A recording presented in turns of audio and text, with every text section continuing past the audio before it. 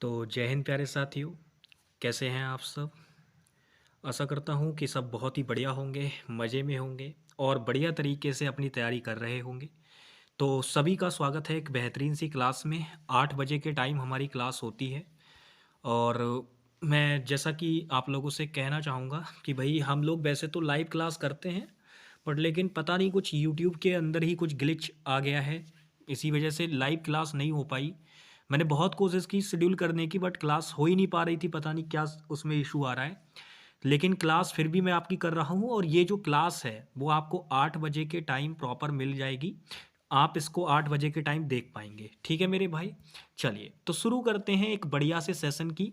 Recorded form में नहीं होगा इसका, इस वो सॉरी लाइव नहीं होगा, इसका मतलब ये नहीं है कि इसमें कोई दिक्कत आने वाली है। मैं आपको प्रॉपर तरीके से एक एक क्वेश्चन का सॉल्यूशन बताने वाला हूँ। बढ़िया तरीके से चीज़ों को देखिएगा और समझते हुए चलिएगा, ठीक है। तो शुरू करते हैं सेशन को। पहला क्वेश्चन मैंने आपके सामने लगा दिया है, जरा करिए आंसर इसका। देखो, आपको आंसर ऐसे करना है, आप वीडियो पॉज कर लेना, मन ही मन आप उसका आंसर निकालना, कॉपी पे निकाल के रख लेना और फिर चेक कर लेना क्या आपने ठीक निकाला है या नहीं। वीडियो वाली क्लासेस का यही तरीका होता है, ठीक है मेरे भाई। चलिए, तो देखो क्वेश्चन को अगर आप पढ़ोगे तो पहला ही क्वेश्चन आपका जो दे रखा है वो आपसे क्या कहना चाह रहा है भाई। आपसे कह रहा है कि बताओ इस वर्ड को हम कैसे करेंगे, मतलब ये आपका सेंटेंस इंप्रूवमेंट का क्वेश्चन है और आपसे ये वाला पार्ट इसने इम्प्रूव करने के लिए कहा है। तो आप मुझे एक बात बताओ, आपको याद होगा मैंने आपको मेरे भाई ये वर्ड जो आपका होता है ग्रेट, और मेरे भाई एक वर्ड होता है आपका ग्रेटफुल, ये मैंने आपको डिफरेंस सिखाया था। आपको याद होगा ये वर्ड में मैंने आपको डिफरेंस बताया था। और मैंने आपको एक बात और भी बताई थी कि GREATFUL इस टाइप का कोई वर्ड ही नहीं होता है, या तो ग्रेट होता है या ग्रेटफुल होता है। अब समझना, जब आप ग्रेट यूज करेंगे तो इसका मीनिंग महान के सेंस में निकल के आएगा, लेकिन जब आप ग्रेटफुल भी बोलेंगे तो इसका मीनिंग मेरे भाई पता है, जब आप किसी का आभार व्यक्त करते हैं, यानी जब आप किसी के प्रति बहुत ज्यादा थैंकफुल होते हैं, उस सेंस में निकल के आता है ये वाला मीनिंग, ठीक है। तो यहां पर अगर हम बात करें तो आप क्वेश्चन को पढ़ो, कह रहा है Satya is always great to his friend who helped him when he was in trouble. तो आप मुझे बताइए क्वेश्चन का मीनिंग जो है वो किस तरीके का बन रहा है। तो आप कहेंगे भैया जी क्वेश्चन का मीनिंग जो बन रहा है वो इस तरीके का है कि सत्या अपने दोस्तों के प्रति हमेशा कैसा रहता है, थैंकफुल रहता है, मतलब उनका आभार व्यक्त करता है क्योंकि उन्होंने उसकी क्या की थी भाई, ये वो लोग थे, वो दोस्त थे जिन्होंने उसकी मदद की थी। कब मदद की थी? जब वो परेशानियों में था, मुसीबत में था। तो मेरे भाई यहां पे आभार व्यक्त करने का सेंस आ रहा है, इसीलिए एडजेक्टिव तो आएगा लेकिन ग्रेट नहीं आएगा, ग्रेटफुल आएगा, क्योंकि ग्रेट की यहां पे सेंस नहीं है। ग्रेट का मतलब होता है महान। तो यहां पे आंसर हमारा क्या आएगा? फोर्थ ऑप्शन, ठीक है भाई। तो ये क्वेश्चन असल में केवल पता है किस चीज पर डिपेंड था, जो आपका ग्रेट और ग्रेटफुल में मैंने आपको डिफरेंस बताया था बहुत समय पहले, उस पर बेस्ड था केवल ये क्वेश्चन। चलो भाई आंसर करेंगे सेकंड क्वेश्चन का। सेकंड क्वेश्चन आपसे एंटोनियम पूछ रहा है एपिटोम वर्ड का। देखो एपिटोम वर्ड का मतलब होता है चीजों को छोटा करना। इसका मतलब क्या होता है मेरे भाई? चीजों को छोटा करना। अब इसका एंटोनियम पूछ रहा है, अगर एंटोनियम पूछ रहा है तो डेफिनेटली चीजों को बड़ा करने की बात हो रही होगी। अब जरा देख कर बताओ कहाँ दे रखा है, तो आप ऑप्शन चेक करोगे तो एक तो दे रखा है ल्यूसिड, एक दे रखा है एक्सपेंशन, एक दे रखा है प्रिसाइज और एक दे रखा है एक्सॉल्ट। तो मेरे भाई मेरे क्वेश्चन का जो आंसर होगा वो एक्सपेंशन हो जाएगा, क्योंकि इसी का मतलब होता है चीजों में बढ़ोतरी करना, यानी चीजों को बढ़ाना। बाकी प्रिसाइज का मतलब होता है समथिंग इज एक्यूरेट, यानी अगर कोई चीज बिल्कुल सटीक है तो वो मेरे भाई क्या हो जाएगी? प्रिसाइज हो जाएगी। और अगर हम बात करें ल्यूसिड का मतलब भी क्या होता है? क्लियर के सेंस में होता है, ठीक है, ये भी क्लियर होता है आपका। चलो आगे चलते हैं भाई।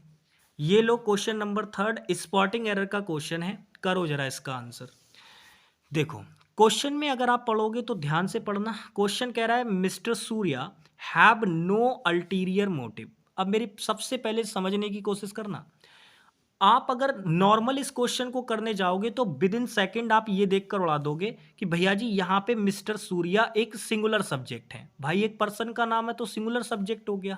मैंने बताया था नेम जो होते हैं ना प्रॉपर नाउन वो सिंगुलर ही होते हैं। अब आप समझो कि आपने यहाँ पे मिस्टर सूर्या कहा तो ये तो सिंगुलर हो गया। अगर ये सिंगुलर हो गया तो इसके साथ ये प्लूरल वर्ब क्या कर रही है भाई? सब्जेक्ट वर्ब एग्रीमेंट का एक बेसिक सा कॉन्सेप्ट होता है कि सिंगुलर वर्ब आएगी तो उसके साथ क्या होगा? सिंगुलर सब्जेक्ट होगा, और जब प्लूरल वर्ब आएगी तो उसके साथ क्या होगा? प्लूरल सब्जेक्ट होगा। ठीक है मेरे भाई? चलो 1 मिनट दो जरा मुझे भाई, हमारे फ्रेंड्स वगैरह परेशान करते रहते हैं इन चीज़ों में। ठीक है, चलो भाई कोई दिक्कत नहीं, माफ़ी चाहेंगे कि आप तक वो चीज़ पहुंच गई। चलो नेक्स्ट आ जाओ भाई, क्वेश्चन नंबर 4 की बात करते हैं। 3 क्वेश्चन तक हम कर चुके हैं। ये क्वेश्चन भी सेंटेंस इंप्रूवमेंट का है, जरा करो आंसर इसका क्या होगा। क्वेश्चन पढ़िए, कह रहा the team always anticipate a bowling friendly pitch on their easy victory in the T20 matches.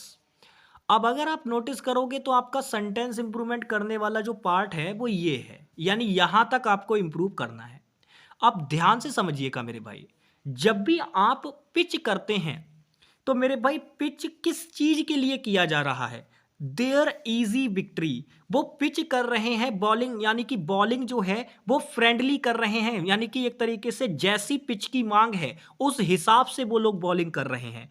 और वो ऐसा क्यों कर रहे हैं, उसका रीजन क्या है? तो आप कहेंगे देयर इजी विक्ट्री, ताकि वो लोग आसानी से जीत जाएं उसके लिए। तो मेरे भाई जब मैंने कहा था रीजन के लिए अगर आपको प्रेपोजिशन लगानी होती है तो मेरे भाई उसके लिए ऑन प्रेपोजिशन नहीं आती है, फॉर आती है। ठीक है, तो यहां पे पिच फॉर होगा।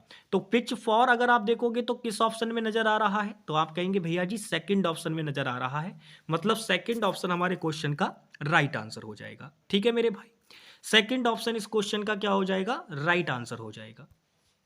चलो भाई, ये रहा क्वेश्चन नंबर 5, एक्टिव पैसिव का क्वेश्चन है। वीडियो पॉज करके आंसर कीजिएगा। देखो, अगर आप नोटिस करोगे तो बिल मॉडल वर्ब दे रखी है, उसके साथ में फर्स्ट फॉर्म दे रखी है, यानी आंसर में मॉडल वर्ब तो आएगी, ठीक है। लेकिन आप ये ध्यान से देखो कि इसके साथ तुरंत मेन वर्ब दे रखी है फर्स्ट फॉर्म में, यानी ये फ्यूचर का इंडेफिनिट टेंस है। अगर ये फ्यूचर का इंडेफिनिट टेंस है तो मुझे पैसिव में भी फ्यूचर का इंडेफिनिट चाहिए, बट यहां तो नहीं दे रखा, यहां भी नहीं दे रखा। अब यहां पर आप देखोगे तो यहां दे रखा है और यहां भी दे रखा है, बट आप नोटिस करो यहां पे टुमारो को सब्जेक्ट बना दिया। मैं आपको बता दूं टुमारो एक एडवर्ब ऑफ टाइम है, ये सब्जेक्ट आपकी बनती है, लेकिन हमेशा आप इसको सब्जेक्ट नहीं बना सकते, वो गलत हो जाएगा। ठीक है, तो मेरे भाई टुमारो को सब्जेक्ट नहीं बनाएंगे, हाँ सेंटेंस के शुरू में रख लेते हैं एडवर्ब ऑफ टाइम को, वो चीज पॉसिबल है कॉमा लगाकर, लेकिन डायरेक्ट उसको हम सब्जेक्ट नहीं बनाते, वो चीज ग्रामेटिकली गलत हो जाती है। तो यहां थर्ड ऑप्शन में टुमारो जो कि एडवर्ब ऑफ टाइम है और उसको क्या बना रखा है? सब्जेक्ट बना रखा है, तो भाई ये चीज तो गलत हो जाएगी, यानी आंसर हमारे इस क्वेश्चन का क्या होगा? Third option. तो जितने भी लोग थर्ड ऑप्शन लगा रहे होंगे वो राइट हो जाएंगे। चलिए नेक्स्ट मेरे भाई, ये रहा क्वेश्चन नंबर 6, जरा इसका आंसर कीजिए। क्वेश्चन नंबर 6 आप लोग आंसर कीजिए, इसको जरा पॉज करके आंसर करना है। ठीक है भाई, पॉज करके आंसर करना है आपको इसको। देखो, अगर इस क्वेश्चन में हम नोटिस करें तो मेरे भाई कह रहा है by the end of this month, यानी इस महीने के खत्म होने तक, यानी जब तक ये महीना खत्म होने वाला होगा, इस महीने के खत्म होने तक ही विल बीन वर्किंग। अब देखो, अगर इस क्वेश्चन का सिर्फ आंसर करना है तो आप बहुत आराम से कर सकते हो, क्योंकि आपको मैंने बता रखा है मॉडल वर्ब अगर कभी भी आएगी तो उसके तुरंत बाद बेस फॉर्म ऑफ वर्ब आती है, वर्ब की फर्स्ट फॉर्म। लेकिन यहां तो थर्ड फॉर्म लगा दी भाई, तो वर्ब के तुरंत बाद थर्ड फॉर्म कैसे आ जाएगी, वो भी है आपकी मॉडल वर्ब के बाद? तो ये तो गलत हो गया, यानी आंसर तो हमें मिल गया कि भैया जी सेकंड पार्ट में गड़बड़ है। अब पेपर में सिर्फ आंसर लगाने की बात होती तो हम इससे ज़्यादा दिमाग नहीं चलाते, सिर्फ आंसर लगाते और आगे बढ़ जाते। लेकिन ये बात यहाँ पे केवल आंसर करने की नहीं है, पूरा कंप्लीट एक्सप्लेनेशन देने की है। तो मैं आपको बता दूं, यहाँ पर अगर आप नोटिस करोगे 5 ईयर्स यानी 5 सालों तक, तो 5 साल हो जाएंगे उसको भैया इस महीने के अंत तक काम करते करते, कुछ इस प्रकार से वो बोलना चाह रहा है। तो मेरे भाई ये 5 साल तो पीरियड ऑफ टाइम है, अगर ये पीरियड ऑफ टाइम है तो इसके लिए यहां क्या आएगा? फॉर आएगा। बाकी एक कॉन्सेप्ट आप अच्छी तरीके से जानते हो, वो होता है सिंस और फ्रॉम में डिफरेंस। सिंस और फ्रॉम में डिफरेंस, डिफरेंस क्या है ध्यान से समझना। आप अच्छी तरीके से जानते हैं सिंस जो होता है और फ्रॉम जो होता है, ये दोनों के दोनों किसके लिए आते हैं, पॉइंट ऑफ टाइम के लिए आते हैं। लेकिन इनमें पता है डिफरेंस क्या है, दोनों पॉइंट ऑफ टाइम के लिए आते हैं, लेकिन एक डिफरेंस ये है कि जो सिंस होता है ये आपका पास्ट के लिए आता है, और जो आपका फ्रॉम होता है ये मेरे भाई फ्यूचर के लिए आता है। तो अगर मान लो यहाँ पे आपका पॉइंट ऑफ टाइम दे रखा होता और एग्जामिनर सिंस लगा देता तो हम उसको काटते, वो गलत हो जाता। फिर फिलहाल ऐसा नहीं किया है, जो चीज़ दे रखी है वो ठीक है अपने आप में। तो यहाँ पे जब ये चीज़ दे रखी है तो परफेक्ट कॉन्टिन्यूअस बनेगा ना यहाँ पे, तो बस कुछ मत करो, केवल यहाँ पे हैव लगा दो, आपके क्वेश्चन का आंसर एकदम राइट हो जाएगा। तो बस हैव लगाने से यहाँ ठीक हो जाएंगी सारी चीज़ें, क्योंकि यहाँ फ्यूचर परफेक्ट कॉन्टिन्यूअस बन जाएगा और वो चीज़ ठीक भी हो जाएगी। ठीक है भाई, चलिए नेक्स्ट क्वेश्चन पे आ जाते हैं भाई। क्वेश्चन नंबर 7, इसका आंसर करिएगा। देखो क्वेश्चन को पढ़ो, अगर आप नोटिस करोगे तो आपको ये पढ़ना पड़ेगा, उसी से पता चलेगा कि आपसे क्या कहना चाह रहा है, क्योंकि स्टेटमेंट के बेस पे ही आप पता करेंगे कि कौन से फोबिया की वो बात कर रहा है। ठीक है, चलिए तो क्वेश्चन पढ़िए। कह रहा है Kamal is not willing to purchase a house on the 12th floor of a sea side apartment as she is fearful of heights. अगर आप देखेंगे तो आपका आंसर मात्र इतनी लाइन में छिपा हुआ है। अगर फियरफुल ऑफ हाइट्स है मतलब उसको ऊंचाई से लगने वाला डर है, और ऊंचाई से लगने वाले डर को क्या कहा जाता है, एक्रोफोबिया कहा जाता है। बहुत सारे फोबिया मैंने आपको बता रखे हैं, आपको याद होगा, मैंने मेंस के सेशन के दौरान भी बताए थे और एमटीएस के सेशन के दौरान भी बताए थे। तो आंसर हमारा क्या हो जाएगा, फोर्थ ऑप्शन। बाकी देखो हीलियो रूट वर्ड आता है सूर्य के प्रकाश के लिए, तो सूर्य के प्रकाश यानी सूर्य की किरणों से लगने वाला जो डर होता है उसको हीलियोफोबिया कहा जाता है। क्लस्ट्रो रूट वर्ड आता है क्लोज्ड प्लेस के लिए, यानी जो बंद जगह होती है ना उनके लिए आता है। तो बंद जगह से लगने वाला डर क्या कहलाता है, क्लस्ट्रोफोबिया कहलाता है। और सोशियो रूट वर्ड की अगर हम बात करें तो ये मेरे भाई किसके लिए आता है, सोसाइटी के डर के लिए आता है ये। अगर किसी व्यक्ति को लोगों से मेल जोल बनाने से डर लगता है, वो अकेला रहता है, तो उसको सोशियोफोबिया होता है, क्योंकि वो लोगों से मिलना जुलना नहीं चाहता, उसको उनसे थोड़ा सा भय लगता है। ठीक है, चलो क्वेश्चन नंबर 8 आप लोगों के सामने है। करिए आंसर भाई इसका। तो आप देखेंगे क्वेश्चन में आपको होमोफोन चुनना है। देखो सीधे सीधे बोल भी रहा है, कह रहा है the homophone for the word there. अब सोचो देयर, अब सबसे पहले आपको ये पता होना चाहिए होमोफोन क्या होते हैं। तो मेरे भाई होमोफोन ये होते हैं, दो तरह के बात समझना। होमोफोन का मतलब होता है ऐसे वर्ड जिनका एक तरीके से अगर आप देखोगे ना तो वो लिखे हुए तो डिफरेंट होंगे, यानी उनमें एक तरीके से अगर आप देखोगे तो देखने में वो डिफरेंट लगेंगे, बट उनकी जो साउंड होगी यानी उनका जो प्रोनाउंसिएशन होगा वो थोड़ा सेम सेम होगा। यानी प्रोनाउंसिएशन सेम सेम होता है, दिखने में थोड़े से अलग होते हैं और उनका मीनिंग भी अलग होता है। तो आप अगर एक ध्यान से देखोगे यहाँ पे देयर के लिए हमें होमोफोन चाहिए, तो ये तो दैट है, डिफरेंट साउंड है, नहीं बनेगा आंसर। हमारा आंसर होगा देयर। देखते ही बच्चा लगा सकता था, क्योंकि इसके अंदर देयर है तो ये साउंड तो सेम इसी की है ना। बाकी दोज भी अलग साउंड बना रहा है, क्लियर भी अलग साउंड बना रहा है, केवल देयर आपका सेकंड ऑप्शन में सही साउंड बना रहा है, तो सेकंड ऑप्शन राइट हो जाएगा। ठीक है, तो होमोफोन्स का मतलब होता है मीनिंग भी आपका डिफरेंट हो, दिखने में भी डिफरेंट हो, बस केवल केवल जो चीज सेम होगी वो क्या होगी, इनकी साउंड सेम होगी, उन्हीं को हम लोग क्या कहते हैं, होमोफोन्स कहते हैं। क्वेश्चन नंबर 9 का आंसर करो भाई। यहां पे आपको ईडीएम बतानी है, ईडीएम का मीनिंग बताना है। ठीक है, यहां पे कह रहा है appropriate meaning of the given idiom. अब ध्यान से देखो, ईडीएम दे रखी है turn it a deaf ear to. देखो डीफ का मतलब होता है जब आप किसी चीज को अनसुना कर दें, यानी कि ये गूंगे वो सॉरी गूंगा तो डम होता है। डीफ का मतलब होता है वो व्यक्ति जो ठीक तरीके से सुन नहीं पाता। तो turn it a deaf year मतलब आपने किसी भी की बात को अनसुना कर दिया, और अनसुना कर दिया इसका मतलब आपने पता है क्या किया। अनसुना करने का मतलब क्या है, अनसुना करने का मतलब यह है कि आपने किसी व्यक्ति को इग्नोर कर दिया, उसकी आपने अवहेलना कर दी। तो मेरे भाई डिसरिगार्ड करना कहलाता है। क्या कहलाता है, डिसरिगार्ड करना। तो आंसर हमारा क्या हो जाएगा, फर्स्ट ऑप्शन हो जाएगा। ठीक है भाई, फर्स्ट ऑप्शन आंसर हो जाएगा। बाकी आप जानते ही हैं मेरे भाई, ये जो रिव्यूक वर्ड दे रखा है इसका मतलब होता है चीजों को भड़का देना। ठीक है, चलो बाकी बाय एनी मीन हर मतलब कोई भी तरीके से आपको वो चीज प्राप्त हो जाए, तो बाय एनी मीन्स का मतलब होता है किसी भी तरीके से। फिलहाल आंसर हमारा क्या होगा, फर्स्ट ऑप्शन। चलो क्वेश्चन 10 का जरा बताओ। ईडीएम दे रखी है, इसका मीनिंग बताना है। ईडीएम है अ बैड पैच। समझने की कोशिश करना, अब बैड पैच का मतलब क्या है? अब बैड पैच का मतलब होता है एक वो समय, आपकी लाइफ का वो समय जिस समय आप बहुत ज्यादा परेशानी फेस कर रहे थे, तो उस पीरियड ऑफ टाइम को ही क्या कहा जाता है? अ बैड पैच कहा जाता है। तो मेरे भाई सेकंड ऑप्शन में इस क्वेश्चन का राइट आंसर दे रखा है, ध्यान से देखो, कह रहा है a period of time when a person faces lot of troubles. तो बिल्कुल मेरे भाई मैंने कहा उस पीरियड ऑफ टाइम को हम कहते हैं बैड ऑफ पैच, जिसमें मेरे भाई एक पर्सन बहुत सारी मुसीबतों को फेस करता है। तो सेकंड ऑप्शन इसका क्या हो जाएगा? राइट आंसर हो जाएगा।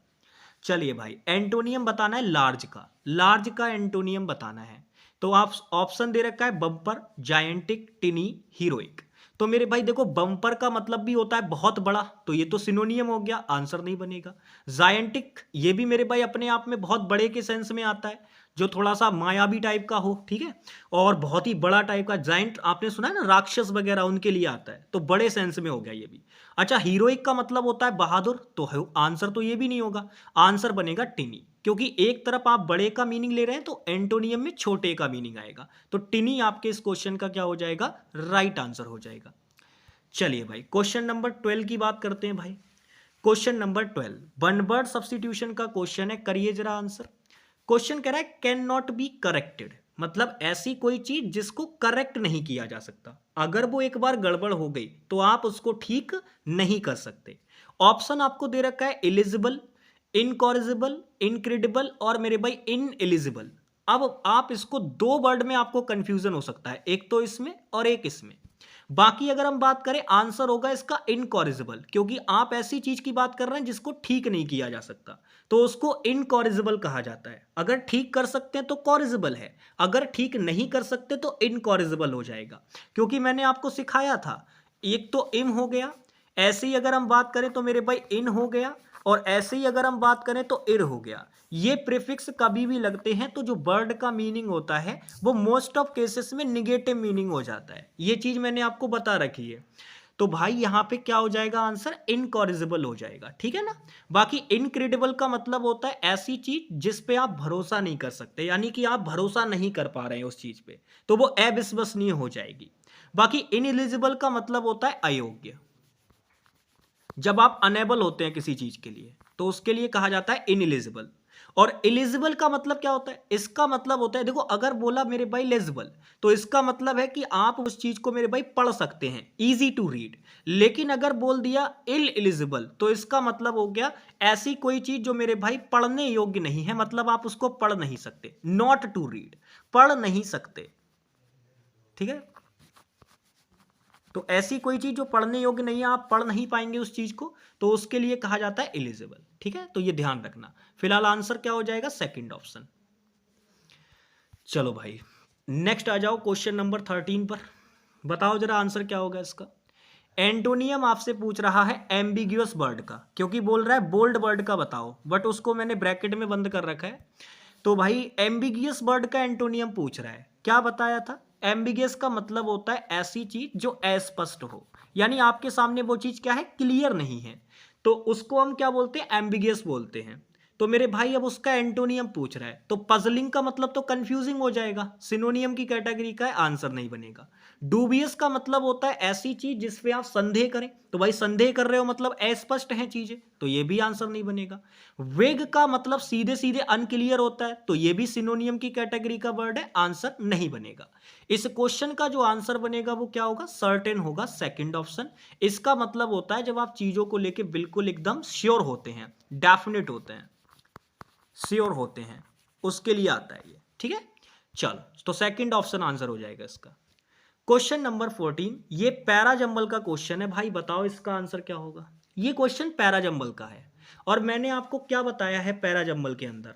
तो आप कहेंगे भैया जी आपने पैराजंबल के अंदर हमें बताया है कि कभी भी पैराजंबल का क्वेश्चन आएगा तो इसमें सबसे ज्यादा अगर आपको किसी चीज का ध्यान रखना है तो वो ये ध्यान रखना है कि डायरेक्ट आपको इस स्टेटमेंट में नहीं जाना, आप पहले ऑप्शंस देखकर ये अंदाजा लगाने की कोशिश किया करो कि आपका आंसर किस चीज से शुरू हो सकता है। कैसे? देखो, अगर आप नोटिस करोगे तो आपका आंसर ए से शुरू हो सकता है, सी से शुरू हो सकता है, डी से शुरू हो सकता है और डी से शुरू हो सकता है। अब जैसे ही मैंने कहा कि आपका आंसर डी से शुरू हो सकता है, तो आप नोटिस करो आपके दो ऑप्शन डी से शुरू हो रहे हैं और 2 ऑप्शन ए और सी से शुरू हो रहे हैं। अब पहले अगर मैं सबसे ज्यादा पॉसिबिलिटीज आंसर बनने की होगी तो वो इन्हीं में से होगी। तो पहले मैं यही देख लेता हूं क्या डी से आंसर बनेगा। तो आप देखो, अगर क्लाउड्स मैंने नाउन ले लिया, क्लाउड्स अपने आप में क्या है, बादल, तो मेरे भाई ये तो नाउन हो गया। तो अगर ये सब्जेक्ट बना तो इसके तुरंत बाद तो वर्ब आनी चाहिए थी, बट यहां तो फिर से मेरे भाई एक नाउन आ गया। तो ये चीज, इसका मतलब अपने आप में गलत है। तो मेरे भाई इसका मतलब ये है कि ये अपने आप में यहां काम नहीं करेगा पूरी तरीके से, यानी आंसर हमारा डी से शुरू नहीं हो सकता। क्योंकि डी से शुरू होगा तो भाई स्टार्टिंग स्टेटमेंट में मैंने क्या कहा था, इंट्रोडक्शन होता है, और इंट्रोडक्शन के लिए आपको सब्जेक्ट वर्ब ऑब्जेक्ट का कॉम्बिनेशन बनाना पड़ेगा, तभी तो इंट्रो करवाओगे भाई किसी का। तो इसी वजह से मेरे भाई आपका ना तो ये आंसर होगा ना ये, क्योंकि आंसर डी से शुरू ही नहीं हो सकता। अब या तो आंसर ए से शुरू हो सकता है या सी से शुरू हो सकता है। तो आप चेक करो यहां पे, यहां द बॉडी दे रखा है और फिर मेरे भाई एंड दे रखा है। अब समझना, एंड के तुरंत बाद आपको क्या चाहिए, तो आप कहेंगे भैया जब यहां भी आपका द प्लस बॉडी दे रखा है तो आगे आने वाला भी ऐसा ही कुछ होगा। तो अब अगर हम बात करें तो मेरे भाई आप अगर देखोगे तो यहां पे देखना ध्यान से, द बॉडी के तुरंत बाद, एंड के तुरंत बाद आपका नाउन ही आना चाहिए, क्योंकि ये द आर्टिकल सेम सेम चला जाएगा दोनों की तरफ। तो मेरे भाई क्लाउड्स पे भी द आर्टिकल आ जाएगा, इसका मतलब सी के बाद डी का पेयर तो बन जाएगा, लेकिन सी अपना तुरंत ओपनिंग स्टेटमेंट नहीं बना पाएगा। अब सी ओपनिंग स्टेटमेंट नहीं बना पाएगा तो ये भी आंसर नहीं, ये दो तो पहले ही कट गए थे, तो बचा कौन सा आंसर, फर्स्ट ऑप्शन। इसका मतलब इस क्वेश्चन का आंसर फर्स्ट होगा। लगाने में, समझाने में समय लग सकता है, लेकिन क्वेश्चन का आंसर करने के लिए मात्र 10 सेकंड काफी थे इसके लिए। कैसे 10 सेकंड काफी थे, उसका रीजन बस ये था, मैं सबसे पहले यहां देखता, क्योंकि मुझे पता था 2 ऑप्शन मेरे डी से शुरू हो रहे हैं। अब मैं इसे देखते ही तुरंत समझ जाता कि भाई जब ये नाउन है तो इससे बाद में तो वर्ब चाहिए थी ना मुझे, क्योंकि इंट्रोडक्टरी स्टेटमेंट बनानी है तो सब्जेक्ट वर्ब चाहिए था, बट यहां नहीं दे रखा, नहीं दे रखा तो नहीं बनेगी ये 2 से तो आंसर। फिर मैं ये देखता कि यहां पे अगर मैंने सी से आंसर बनाया तो एंड लगा है, अब एंड के बाद तो मुझे तुरंत नाउन चाहिए, और ऐसा नाउन चाहिए जिसके पहले द आर्टिकल ना हो, क्योंकि ये कॉमन चला जाएगा ना, दोनों पे, बॉडी पे भी आ जाएगा और क्लाउड्स पे भी आ जाएगा। तो ये कॉमन आएगा, तो कॉमन के लिए अगर मैंने योर लगा दिया तब तो ये दोनों पे सेम सेम चला जाएगा, फिर तो गलत हो जाएगी। तो मेरे भाई इसके तुरंत बाद आपको ये बोलना पड़ेगा, और ये अपने आप में परफेक्ट बना लेगा, यानी आंसर सी के साथ भी नहीं बनेगा। क्योंकि आप समझो, मुझे सब्जेक्ट वर्ब कॉम्बिनेशन बनाना था, बट वो ना यहां बन रहा है ना यहां बन रहा है। तो इस वजह से मेरे भाई मैं तुरंत समझ गया कि ना तो आंसर इससे होगा, ना इससे ना इससे। इसी वजह से आंसर बहुत आराम से आ जाता है इसका, फर्स्ट ऑप्शन। ठीक है ना, चलिए ए ऑप्शन आंसर होगा इसका। एंटोनियम बताओ बर्बैरिटी वर्ड का। देखो, इसको याद करने का जो मैंने आपको तरीका बताया था वो बताया था मैंने बाबर। ठीक है, क्योंकि इसके अंदर कहीं ना कहीं अगर आप आर को भूल जाएं थोड़ी देर के लिए तो ये बाबर का ही जैसा साउंड करता है थोड़ा थोड़ा। ठीक है, तो आप बस इतना समझिएगा, जो मेरे भाई बाबर था वो कैसा था, तो आप कहेंगे भैया जी एक क्रूर शासक था। ठीक है, क्रूर शासक था वो। तो बस बर्बैरिटी वर्ड का मतलब भी यही होता है, निर्दयता, यानी कि क्रूरता कह सकते हो, निर्दयता कह सकते हो, जो भी आप चाहें। अब उसका एंटोनियम पूछ रहा है, तो मेरे भाई अगर आप नोटिस करोगे यहाँ पे कलर्स वर्ड दे रखा है, राइवलरी वर्ड दे रखा है, कॉम्प्रोमाइज दे रखा है और कंपैशन दे रखा है। मैं आपको बता दूं, कंपैशन का मतलब होता है जब आप किसी के साथ समझौते के लिए मान जाते हैं एक प्रकार से। खासकर मेरे भाई जब आप थोड़ी सी दया वगैरह दिखाते ना, जो समझौते वाली बात है वो तो कॉम्प्रोमाइज करना होता है, ये होता है समझौता। कॉम्प्रोमाइज करने का मतलब होता है समझौता, ये दया के सेंस में होता है। तो कंपैशन का मतलब होता है दया। ठीक है, थोड़ा सा अगर किसी के प्रति आपके मन में अच्छी भावनाएं हैं तो कंपैसिनेट हैं आप लोगों के प्रति थोड़ा। ठीक है, तो आंसर हमारा जो होगा वो क्या होगा, थर्ड ऑप्शन होगा। बाकी राइवलरी का मतलब क्या होता है, ये होता है जो आपके प्रतिद्वंदी होते हैं, कंपिटिटर्स होते हैं जो आपके, उनके लिए होता है। ठीक है, प्रतिद्वंदी। और कैलस का मतलब होता है मेरे भाई क्या, निर्दयता। तो ये तो एग्जैक्ट सिनोनियम है इसका, ये एग्जैक्ट सिनोनियम है इसका। हमसे एंटोनियम पूछा था तो वो केवल थर्ड ऑप्शन में दे रखा है। चलो भाई, क्वेश्चन नंबर 16 का आंसर बताएंगे जरा। ये वन वर्ड सब्स्टिट्यूशन का क्वेश्चन है। ठीक है भाई, वन वर्ड सब्स्टिट्यूशन का क्वेश्चन है। क्वेश्चन पढ़ो। क्वेश्चन कह रहा है a written statement made under oath. तो भाई जब शपथ ली जाती है ना, शपथ, तो वहां पे मेरे भाई क्या होता है, एक स्टेटमेंट टाइप की होती है, रिटन स्टेटमेंट, जो कि उसके अंदर लिखी जाती है, तो उसको क्या कहा जाता है। देखो, टेस्टिमोनी वर्ड दे रखा है, एफ्रीमेशन वर्ड दे रखा है, एफिडेविट वर्ड दे रखा है, और आपका वर्ड दे रखा है स्टेटमेंट। अब ध्यान से समझना, अगर स्टेटमेंट वर्ड की हम बात करें तो मेरे भाई ये तो नॉर्मल कथन होता है आपका, तो ये तो बात नहीं बनेगी, गलत हो जाएगा। एफिडेविट हमारे क्वेश्चन का राइट आंसर हो जाएगा। इसी का मतलब होता है जो एक तरीके से आपकी एक तरीके से जो शपथ के दौरान वो जो शपथ पत्र होता है जिसमें स्टेटमेंट लिखी हुई होती है वो कहलाता है एफिडेविट। एफर्मेशन का मतलब होता है किसी को समर्थन देना। अगर आप किसी का समर्थन कर रहे हैं तो वो आपका एफर्मेशन कहलाएगा। और टेस्टिमोनी का मतलब होता है गवाही देना। जब आप किसी के लिए गवाही देते हैं तो मेरे भाई वो क्या कहलाता है, टेस्टिमोनी कहलाता है। ठीक है, चलिए तो आंसर हमारा क्या हो जाएगा इसका, थर्ड ऑप्शन। नेक्स्ट, एंटोनियम बताना है ग्रज वर्ड का। ग्रज वर्ड का एंटोनियम क्या होगा, सारे वर्ड्स बहुत अच्छे से करा रखे हैं आपको। देखो ऑप्शन आपको दे रखा है रैंकर, वेनेबुलेंस और आपका रिवल्शन और मेलेवोलेंस। तो आपको मैंने बताया था ग्रज का मतलब होता है जब आपकी दूसरों के प्रति कैसी भावनाएं होती हैं, थोड़ी हीन भावना होती है दूसरों के प्रति। यानी कि जो थोड़ा सा आप शत्रुता का व्यवहार रखते हैं ना दूसरों से, कि अरे ये कैसे अच्छा हो गया, इसकी तो ऐसी तैसी, तो वो वाली जो भावना होती है वो ग्रज कहलाती है, हीन भावना। तो मेरे भाई ये निगेटिव कॉनोटेशन का वर्ड है, यानी इसका जो आंसर बनेगा वो पॉजिटिव कॉनोटेशन का होगा। तो रैंकर तो इसका एग्जैक्ट सिनोनियम है, तो ये तो आंसर नहीं बनेगा भाई, क्योंकि ये भी ऐसे ही तरीके का वर्ड है। मेलेवोलेंस का भी मतलब होता है दूसरे के प्रति बुरी भावना, तो मेरे भाई ये भी इसका सिनोनियम हो गया, आंसर नहीं बनेगा। रिवल्शन का मतलब होता है जो चेंजेस होते हैं, यानी जो चीजों में परिवर्तन होते हैं उनके लिए होता है, तो ये भी आंसर नहीं बनेगा, आंसर बनेगा बेनेवोलेंस। क्योंकि आपको मैंने एक तरीका भी बताया था, आपको याद होगा शायद, मैंने कहा था जब ऑप्शन के अंदर एक ही वर्ड के एंटोनियम और सिनोनियम दोनों नजर आ जाएं तो कहीं ना कहीं उन्हीं दोनों में से एक के आंसर बनने की प्रोबेबिलिटी होती है। तो ऐसे केस में अगर आप देखोगे तो वेनेवोलेंस और मेरे भाई मेलेवोलेंस ये दोनों एक दूसरे के एंटोनियम है, मतलब आंसर इन्हीं में से बनने का चांसेस ज्यादा था। फिलहाल आंसर शायद आप नॉर्मली मीनिंग से निकालोगे तो आराम से निकल आएगा सेकंड ऑप्शन। चलो भाई क्वेश्चन नंबर 18 है, ये मिस स्पेल्ड का क्वेश्चन है, यानी इसमें आपको गलत स्पेलिंग बतानी है। अब देखो भाई मैंने आपको एक तरीका बताया हुआ है, मैंने कहा था क्वेश्चन की डिमांड होती है कि आपको स्टेटमेंट पढ़नी पड़ेगी या नहीं। अब इस क्वेश्चन में स्टेटमेंट पढ़ने का कोई फायदा नहीं है, अगर आप पढ़ रहे हैं मतलब आप थोड़ा सा समय बर्बाद करेंगे इसमें और कुछ नहीं, क्योंकि इसमें जरूरत नहीं है ना स्टेटमेंट पढ़ने की। जहां जरूरत होती है जिस क्वेश्चन में उसमें मैं बताता हूं, यहां जरूरत नहीं है। अब जरूरत नहीं है क्यों, उसका रीजन समझो।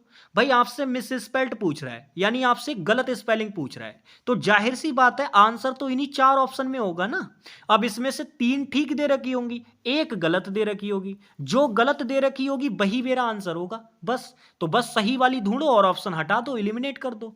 तो आप देखोगे एमिकेबल अपने आप में ठीक स्पेलिंग है, कमिटी में double M double T double E होना चाहिए दे रखा है, इसका मतलब ये भी स्पेलिंग ठीक है। डायलेमा के अंदर डबल एम बनता है, ये स्पेलिंग भी ठीक है भाई।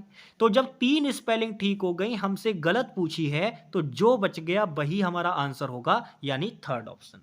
क्योंकि स्पेलिंग क्या होती है, प्रिवेल होती है। और प्रिवेल को कैसे लिखा जाता है, तो आप कहेंगे भैया जी प्रिवेल को ऐसे लिखा जाता है, ए बनता है। यहां एग्जामिनर ने आपको क्या बना के दे दिया, ई, बट बनेगा क्या, ए। चलो भाई नेक्स्ट आगे चलते हैं। ये रहा आपके सामने क्वेश्चन नंबर 19, ये भी पैसिव वॉइस का क्वेश्चन है। अगर आप इसमें नोटिस करोगे ना तो ये पूरी तरीके से वैसा ही क्वेश्चन है। आप अगर आप नोटिस करोगे तो इसमें देखो डू नॉट से शुरू हो रहा है, और मैंने आपको बताया था सेंटेंस अगर वर्ब की फर्स्ट फॉर्म से शुरू हो गया तो मेरे भाई वो इंपेरेटिव सेंटेंस होगा। अब इंपेरेटिव सेंटेंस का पैसिव मैंने कैसे बताया है बनाना, तो आप कहेंगे भैया जी बहुत आराम से बताया है आपने। आपने सीधे बताया था कि इसका पैसिव बनाने के लिए आपको क्या चाहिए होगा, थर्ड फॉर्म चाहिए होगी। तो आप ध्यान से देखो, अगर आप देखोगे यहाँ पे कह रहा है डू के साथ में लेट लगा रखा है, वर्ब की फर्स्ट फॉर्म है, लेट के बाद तुरंत उसका ऑब्जेक्ट आता है दे रखा है, फिर मेरे भाई यहाँ वर्ब की फर्स्ट फॉर्म दे रखी है और फिर यहाँ भी ऑब्जेक्ट दे रखा है इसका, ठीक है। लेकिन अब जब इसका पैसिव बनाएंगे तो मेरे भाई बी प्लस थर्ड फॉर्म होना चाहिए, यहां दे रखा है, यहां भी बी प्लस थर्ड फॉर्म दे रखा है, ठीक है। ठीक है, यहां ये चीजें दे रखी हैं हमें, लेकिन अगर नोटिस करोगे तो इसमें नहीं दे रखा, इसमें हैव बीन कर रखा है, जरूरत नहीं है। अब इसमें एवर लगा दिया, बट आप मुझे देखकर बताओ, don't let Dylan fool you ऐसे करके बोल रहा है, तो don't let Dylan fool you ऐसे बोल रहा है, तो मेरे भाई do not be fooled by Dylan ऐसे करके बोलें, या do not ever be fooled by Dylan ऐसे बोलें। तो मेरे भाई इसका जो आंसर होगा वो आपका फर्स्ट ऑप्शन होगा, इस क्वेश्चन का जो आंसर होगा वो कौन सा होगा, फर्स्ट ऑप्शन होगा, क्योंकि आपका नॉर्मली मेरे भाई कौन सा है, ये आपका इंपेरेटिव सेंटेंस है नॉर्मली, इसमें कहीं पर भी ऐसा सेंस नहीं आ रहा कि हमें ये एडवर्ब लगानी पड़े, ठीक है। तो आंसर मेरे भाई क्या होगा, आपका आंसर होगा मेरे भाई फर्स्ट ऑप्शन, ठीक है। चलो चलो आगे बढ़ते हैं मेरे भाई, नेक्स्ट आ जाओ। क्वेश्चन नंबर 20, आपको गलत स्पेलिंग बतानी है इसमें। तो जो ये गलत स्पेलिंग सही स्पेलिंग बताने वाले क्वेश्चन होते हैं, आपको याद होगा मैंने बहुत अच्छे से आपको बता रखा है। इन क्वेश्चन को करने का एक बेसिक सा तरीका होता है, एग्जामिनर आपसे चाहे कोई सी भी स्पेलिंग पूछे, आपको हर हाल में कौन सी ढूंढनी है, सही वाली। और सही वाली ढूंढकर बस कुछ नहीं करना है, ऑप्शन को करना है एलिमिनेट। जैसी स्पेलिंग पूछ रही होगी वैसी स्पेलिंग आपके सामने निकल के आ जाएगी। अब जैसे इसलिए मैं कहता हूं सही वाली स्पेलिंग ढूंढना, क्योंकि इसकी मदद से आप कंफ्यूजन को अवॉइड कर पाएंगे। अवॉइड कर पाएंगे किस चीज को, कंफ्यूजन को। आपको कंफ्यूजन नहीं होगा, क्योंकि सही गलत जब हमसे पूछता है सही ढूंढना है तो हम सही ढूंढने लग जाते हैं, जब हमसे पूछता है गलत ढूंढना है तो हम गलत ढूंढने लग जाते हैं, और ऐसे में क्या होता है, चीजें कंफ्यूज हो जाती हैं थोड़ी सी। तो उनसे थोड़ा सा बचने के लिए आप हमेशा एक ही स्पेलिंग अपने माइंड में बिठा लो कि एग्जामिनर मुझसे चाहे गलत स्पेलिंग पूछे चाहे सही पूछे, मैं हर हाल में कौन सी ढूंढूंगा, सही वाली। ऑप्शन एलिमिनेट करूंगा और आंसर निकाल लूंगा, ठीक है। चलो, तो इस क्वेश्चन में अगर आप देखोगे तो गलत स्पेलिंग पूछी है, बस मैं सही ढूंढूंगा और आंसर आ जाएगा। देखो, अगर हम बात करें रेनफोर्समेंट, अपने आप में ठीक स्पेलिंग है। अपॉर्चुनिटी एकदम ठीक स्पेलिंग है। मोटिवेशनल अपने आप में ठीक स्पेलिंग है। तो भाई 3 स्पेलिंग ठीक दे रखी हैं, मुझसे गलत पूछी है, तो जो बच गया वही मेरा आंसर होगा, यानी एट्रीब्यूट्स की स्पेलिंग गलत है। एट्रीब्यूट्स की स्पेलिंग में डबल टी बनता है, बट यहां पे आप नोटिस करोगे एग्जामिनर ने सिंगल टी बना के दिया, तो बस यही तो गड़बड़ है। यहां आपका सिंगल टी बना के दिया एग्जामिनर ने, बट बनेगा कितना, डबल, ठीक है। तो आंसर क्या हो जाएगा, थर्ड ऑप्शन। ऐसे निकालना होता है आंसर, ठीक है। चलिए, अब मेरे भाई आते हैं अंतिम चीज पर। ये हमारे सामने एक बेहतरीन सा क्लोज टेस्ट है। इस क्लोज टेस्ट में जितने भी तरीके आपको सिखाए गए हैं अप्लाई कीजिए और मेरे भाई लगाइए इस क्लोज टेस्ट को। मैं थोड़ा सा इसको जूम कर देता हूं ताकि ये आपको अच्छी तरीके से दिख पाए, ठीक है भाई। चलो, तो अभी ये आपको अच्छे से शो हो रहा होगा। अब इसमें मैं जो आपको मैंने 4 स्टेप्स बताई हैं, आप बस उनको अप्लाई कीजिए, आंसर आ जाएगा उतने में ही। तो मैंने आपसे कहा था पहले आप ये करना कि दिए गए क्लोज टेस्ट को थोड़ा सा पढ़कर उसके बारे में ये देखना कि वो किस चीज़ पर बेस्ड है, ठीक है। फिर उसके बाद आपको ना अच्छी तरीके से चीज़ें समझ में आ जाएंगी। फिर आप उसमें दूसरी स्टेप मैंने आपसे कही थी, फिर आप ये देखेंगे कि आपका किस तरीके का टेंस चल रहा है, क्या ग्रामर उसमें यूज़ हो रही है, और मेरे भाई वोकेबलरी का क्या लेवल है उसके अंदर। ये चीज़ आपको सेकंड वाली स्टेप में देखनी होती है। और थर्ड स्टेप में होता है ये ब्लैंक भरने के सारे उपाय, कि ब्लैंक भरने के लिए क्या करना होता है, कितनी क्लाउज पढ़नी होती है, कौन सी क्लाउज पढ़नी होती है, बैकवर्ड रीडिंग क्या होती है, फॉरवर्ड रीडिंग क्या होती है, ये सब इस वाली आपकी स्टेप के अंदर आता है। और फोर्थ स्टेप होती है सबसे बच्चों की फेवरेट, वो होती है ऑप्शन एलिमिनेशन मेथड। यानी जिस क्वेश्चन में आपको लगे कि भाई ये ऑप्शन आंसर नहीं हो सकता, उसको एलिमिनेट कर दो, ठीक है। चलिए, तो अगर मैं क्वेश्चन पे बात करूं तो मेरे भाई ध्यान से मेरी बात को समझना। यहां पे पढ़ो, कह रहा है sleeping, dreaming and walking are 3 important dash for ordinary humans. कह रहा है but for those who have dash, और फिर कह रहा है transcendental knowledge, all 3 are almost same and there is not much difference among these 3. The word and life is myth and it's keep on changing. फिर आगे dash लगा के आदि शंकराचार्य के बारे में बात कर रहा है। The greatest Advaita preacher, preacher का मतलब होता है जो एक तरीके से होते ना वो प्रचार करने वाले, या मतलब अगर किसी धर्म से आप जुड़े हुए हैं उसके मेरे भाई प्रवर्तक हैं, तो उस सेंस में होता है ये। प्रीचर का मतलब होता है धर्म के उपदेश देने वाला, ठीक है। तो अगर हम बात करें, जब मैंने इसमें 2 से 3 लाइनें पढ़ी तो मैं ये समझ गया कि ये पूरी तरीके से कहीं ना कहीं अगर किसी चीज पर बेस्ड है तो ये कल्चर पे बेस्ड है, और इसके अंदर कहीं ना कहीं ह्यूमंस की बात हो रही है, यानी ये मानवता से जुड़ा हुआ कुछ है। और इसमें ह्यूमंस की बात की गई है, यानी कि बेसिकली इसमें अगर देखा जाए तो कहीं ना कहीं सनातन धर्म वगैरह की बात हुई है, आदि गुरु शंकराचार्य यानी धर्म गुरुओं की भी बात हुई है इसके अंदर। यानी ये कहीं ना कहीं थोड़ा सा ना हमारे भारतीय संस्कृति से जुड़ा हुआ है, तो बहुत बढ़िया बात है। चेक करते हैं चीजों को। सबसे पहले क्वेश्चन पढ़िएगा यहां पे। अब आपको पहला ब्लैंक फिल करना है क्योंकि आपको इतनी चीजें समझ में आ गई।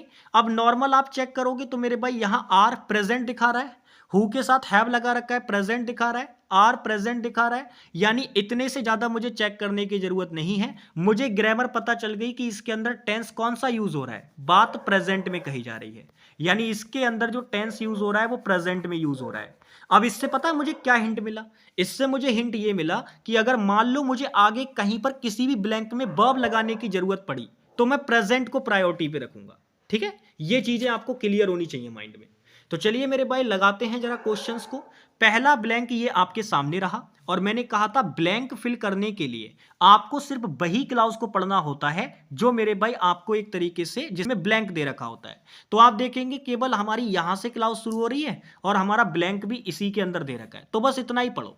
क्या sleeping, dreaming and walking are 3 important dash for ordinary man. अब मुझे बताइए, सोना, सपने देखना, चलना, घूमना, ये 3 इंपॉर्टेंट होते हैं एक सामान्य व्यक्ति के लिए। क्या होते हैं सामान्य मनुष्य के लिए? ये 3 क्या होते हैं? प्रॉब्लम्स होते हैं? बिल्कुल गलत, आंसर हो ही नहीं सकता। मेथड्स होते हैं, तरीके होते हैं? नहीं। एंगल का मतलब होता है नजरिया होते हैं? नहीं मेरे भाई। एक्सपेक्ट्स होते हैं? क्या होते हैं? एस्पेक्ट्स होते हैं। एस्पेक्ट का मतलब होता है 3 अपने एक तरीके से क्रियाकलाप, ठीक है, उस सेंस में। तो आंसर आपका बनेगा सेकंड ऑप्शन। पहले क्वेश्चन का जो आंसर बनेगा वो मेरे भाई सेकंड ऑप्शन बनेगा। चलिए अब चलते हैं आगे।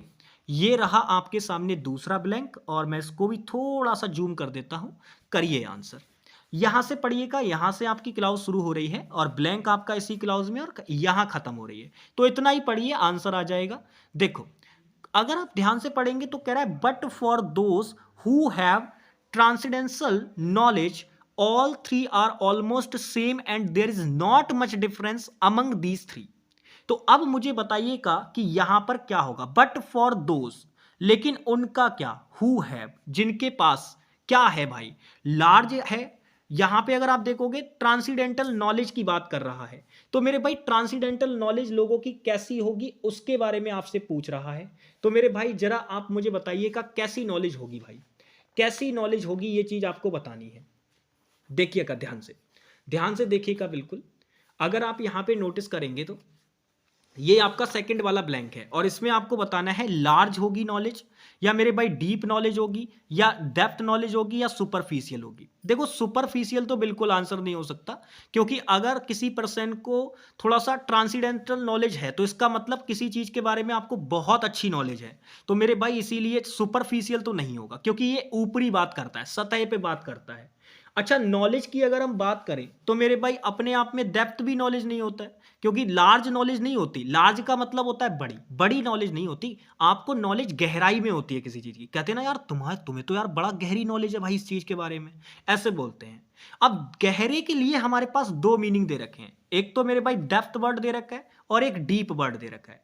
लेकिन अब दिक्कत यह है, आ तो दोनों सकते हैं लेकिन दोनों में डिफरेंस क्या है। अब ये क्वेश्चन थोड़ा सा ग्रामेटिकली भी बन गया, इसमें वोकैब और ग्रामर दोनों यूज हो गई। कैसे भाई आप समझो, आपका अगर आप ब्लैंक को चेक करोगे तो मेरे भाई ब्लैंक से पहले यहां पर आपको सीधे सीधे देखो क्या क्या वर्ड दे रखे हैं। तो आप कहेंगे भैया जी देखिए यहां आपको नॉलेज वर्ड दे रखा है, ये नाउन है अपने आप में। इससे पहले ये ट्रांसीडेंशियल वर्ड लिख रखा है, ये अपने आप में क्या है, नाउन की विशेषता बता रहा है, तो ये एडजेक्टिव हो गया।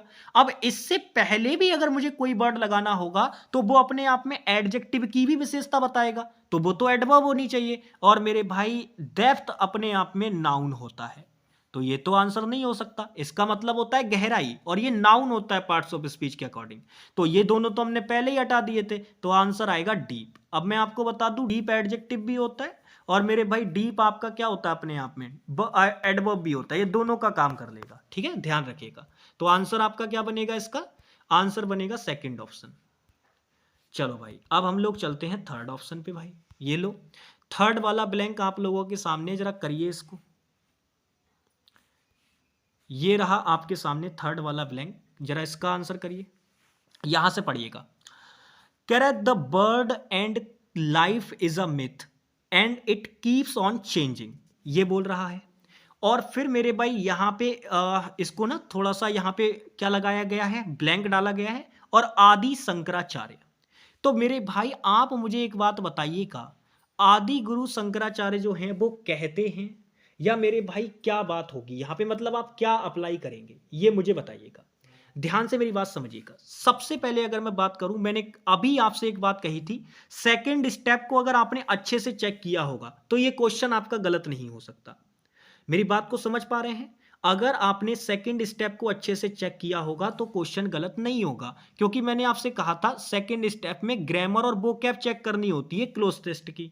तो आपने चेक किया था, ये तो प्रेजेंट में चल रहा था ना, तो भाई पास्ट वाला तो आंसर हो ही नहीं सकता, हटा दो इसको।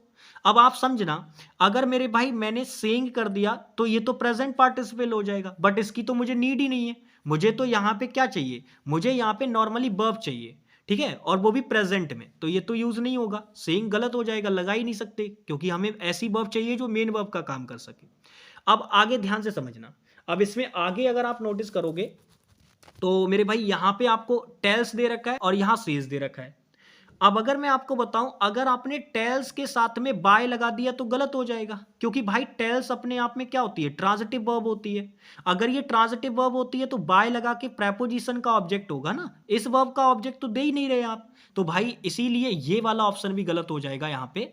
और हमारे पास तीन ऑप्शन जब कट गए, एलिमिनेट हो गए, तो जो बच गया वही तो आंसर है, यानी आंसर इस क्वेश्चन का क्या होगा, फोर्थ ऑप्शन होगा। इस क्वेश्चन का जो आंसर होगा वो क्या होगा, फोर्थ ऑप्शन होगा मेरे भाई, ठीक है ना। चलो अब चलते हैं आगे फोर्थ वाले ब्लैंक पे भाई। ये लो फोर्थ वाला ब्लैंक आपके सामने है, करो जरा आंसर इसका, ध्यान से देखना। फोर्थ वाले ब्लैंक को अगर आप नोटिस करोगे तो यहां से पढ़ना आप इसको, ये ब्लैंक यहां दे रखा है, और इसकी क्लाउज अगर आप देखोगे तो ये वैसे तो यहां से शुरू हो रही है, लेकिन आप रेफरेंस के लिए अगर थोड़ा सा पीछे से भी पढ़ लोगे ना थोड़ा सा, तो आपको आराम से ये पता चल जाएगा कि किस चीज की बात हो रही है इसमें, ठीक है। तो आप ध्यान से समझिएगा, अगर आप थोड़ा सा इसमें अगर मेरे भाई बैकवर्ड रीडिंग पे जाएंगे तो आपको आराम से समझ में आ जाएगा। यहाँ पे देखना, पढ़ना जरा। कह रहा है यहाँ पे Raman Maharshi observed no difference between dreaming and walking state.